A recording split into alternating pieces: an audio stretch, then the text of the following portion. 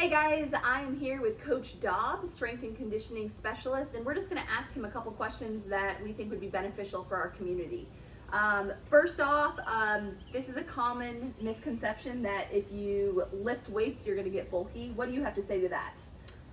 I think that is a common misconception. I think increasing your muscle mass is a byproduct of training, but I think that's so far down the road for a lot of people. If you just start with higher reps and controlling your own body and using light weights, you're going to build muscular endurance. You might have some strength, or you might have some increases in muscle mass, but you're mostly going to have increases in stability and be able to control your body. So I wouldn't be too concerned about increasing size until you're a little bit more of an advanced athlete. Okay. What is the biggest mistake you see athletes make when it comes to strength training? I think the biggest mistake is potentially assuming that you have to have long sessions to get any benefits from the strength training. Just short micro doses of strength training here and there, or before and after workouts. If you can't even get, if you can only get 10 minutes in, I think that could be beneficial. So I think the common misconception is that you need to have really long, grueling sessions to get anything from it. And it's just like running. If you can just get it when you can, even if you can't have a good long session, any little bit will help. Okay, awesome. Let's see. Next question. Do you think there's a situation where us Wahoo runners should lift heavy?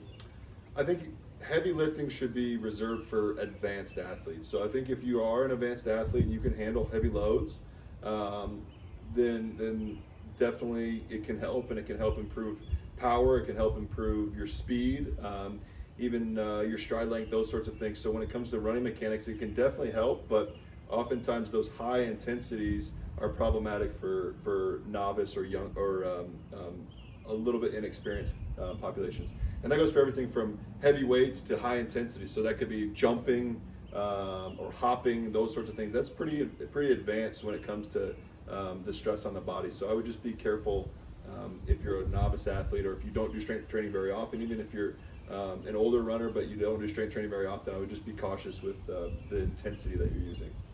Okay. Is there an 80-20 rule that applies to lifting? So for example, with running, we run easy 80% of the time, try to keep our heart rate low, and then 20% of the time we kind of get after it. Is there some sort of a rule that applies to kind of lifting, of how you should structure it? I don't know if there's an 80-20 rule with lifting, but there's still definitely benefits to be had at sub-maximal levels. So even if you're not going to failure every set, or even if you don't feel like it's a 10 out of 10 intensity, there's still adaptations that are happening and benefits that you're getting. And then, kind of like the last question, to get to that last 20, like the running, it would take pretty high intensity. And so when you're running, you can push yourself with a little bit less risk than if you're trying to really push yourself with strength training. There's a little bit more risk involved, so I would be a little bit cautious of really trying to get after it. But at the lower level intensities, you can still make good progress. Okay. Why do you think that strength training is especially important for masters runners? Well, I think it's definitely important for all runners. Yeah. But I think for masters runners in particular, I think it can help with a number of things, including just kinesthetic awareness, so knowing where your body's at in space. It can improve bone health. It can help with stability when you run. And then as long as you dose it appropriately, it can help avoid things like stress fractures or overuse injuries, because the body's able to handle a little bit more intense training. So I think for those master runners that are getting up there in age, I think that it can be particularly important. Not to improve performance, it can improve performance, but mostly to keep you running healthy for longer. Okay.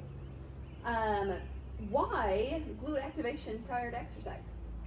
I think that's just a good staple. I think that getting prepped before you run is always a good thing, and I think glute activation is something that is good to hit because it helps engage the hips properly. It helps with points of stability in your stride, and it helps bring the body to temperature and muscles to length prior to running. So not only are you getting the glute activation, but with that, you're probably getting some supplemental effects as well. So it's just good overarching piece to implement right before you go onto your runs. And do you suggest it before strength training too?